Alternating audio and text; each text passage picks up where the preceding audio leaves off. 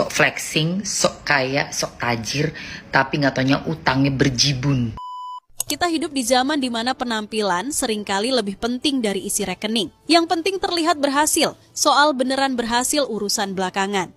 Sheila Saukia belakangan ini ramai dibicarakan.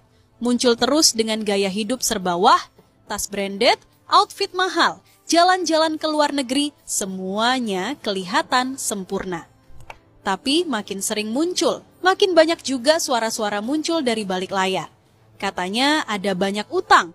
Bukan 1-2 orang yang cerita. Rumahnya itu masih nyicil 15 tahun. Gila. Dia kalau nggak ngaku, suruh kasih lihat surat rumah. Nggak bakalan bisa. Enggak. Ini dia juga masih belum lunas utang gede banget ke suatu factory. Sebesar 36 miliar. Ya ampun Tuhan. Kalau semua itu demi konten, kita maklum. Namanya juga personal branding. Tapi kalau ternyata sumber dananya belum beres secara etik, ya publik wajar bertanya-tanya. Soalnya yang ditonton bukan cuma teman-teman sejawat, tapi juga anak muda yang bisa salah tangkap. Flexing bukan masalah, tapi jangan sampai gaya hidup jadi panggung ilusi yang menyesatkan. Karena pada akhirnya, integritas itu nggak bisa dicicil. Dan kalau berani tampil mewah, harus siap ditanya. Itu gaya hidup atau gaya menipu hidup? Halo Kak, makasih komentarnya ya. Nah, jadi kalau kita bicara berdasarkan prinsip hukum acara pidana di Indonesia, khususnya KUHP, maka sebenarnya menurut hemat saya, Nikita Mirzani berpotensi bebas demi hukum. Kalau masa penahanan maksimal sudah lewat, tapi berkasnya belum juga dinyatakan lengkap atau P21. Tapi penting untuk kita pahami Kak, bahwa bebas demi hukum itu bukan berarti bebas dari jeratan hukumnya. Artinya kasusnya tetap berjalan, hanya saja penyidik belum bisa memenuhi kelengkapan formil maupun material yang diminta oleh JPU dalam batas waktu yang tersedia. Nah, secara ilmiah ini diatur di dalam pasal 24 dan pasal 29 KUHP. Ketika masa penahanan baik di tingkat penyidikan maupun tingkat penuntutan habis, maka tersangka harus dikeluarkan dari tahanan. Tapi kasusnya bisa dilanjutkan ya jika penyidik akhirnya bisa melengkapi kekurangannya. Nah, kita juga jangan lupa ya bahwa aparat penegak hukumlah yang punya kewenangan penuh. Kita hanya bisa menganalisa dan mengawasi. Selama proses hukum berjalan sesuai dengan aturan hukum, segala kemungkinan bisa saja terjadi.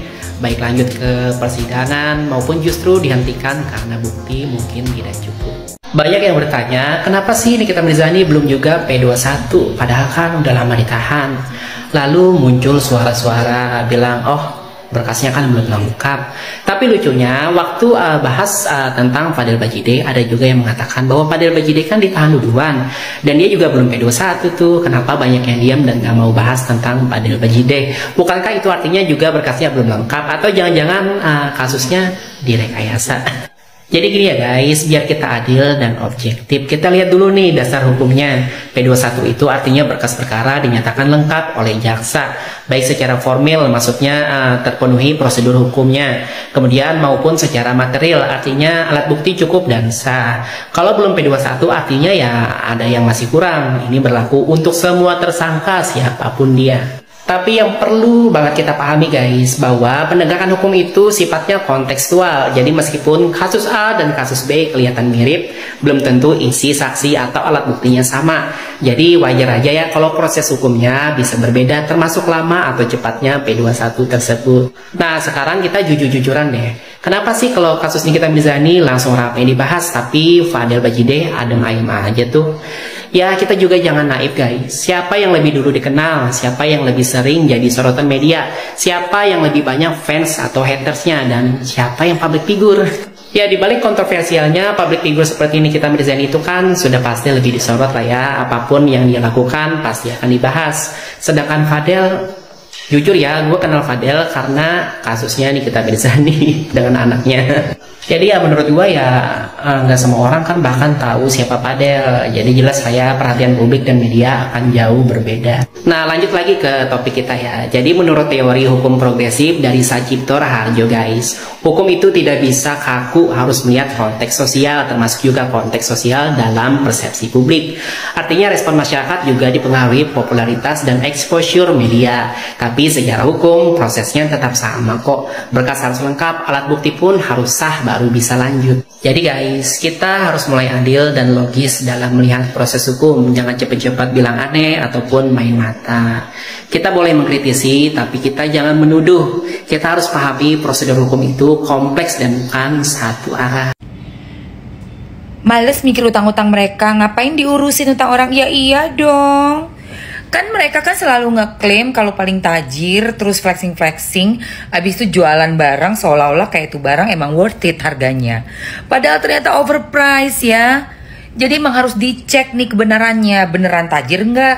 Beneran itu barang punya dia bukan? Soalnya sekarang ini zamannya apa, marketing nggak sehat, pura-puranya sok kaya sok tajir, kemana-mana flexing, ngasih tunjuk rumah mewah-mewah. Nggak taunya di tanah orang, ngasih tunjuk punya mobil, rumah segala macam dengan isinya branded, sampai walk-in closetnya pun dikasih lihat, ternyata semuanya hutang. Tujuannya apa? Flexing untuk bisa dipercaya bahwa aku ini pengusaha sukses. Jadi barang-barang yang kujual udah pasti semuanya bermutu. Oh, padahal ternyata zong. Ya, ternyata zong. Jadi bukan cuma sekedar ngurus utang itu nggak ada maksud ya, nggak ada positifnya ya. Justru kita harus hati-hati. Pengusaha dilihat siapa dia, ya kan? Apalagi di Konoha, ya ampun,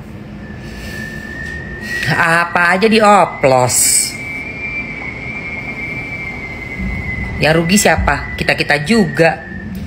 Makanya sebagai konsumen, udah deh, kalau udah tahu ya modelannya kayak begitu, langsung cancel.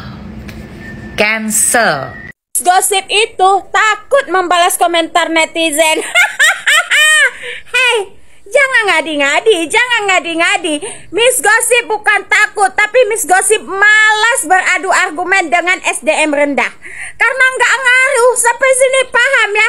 Berkali-kali Miss Gosip jelaskan, kalian masih blunder. Karena apa? Menolak fakta sih.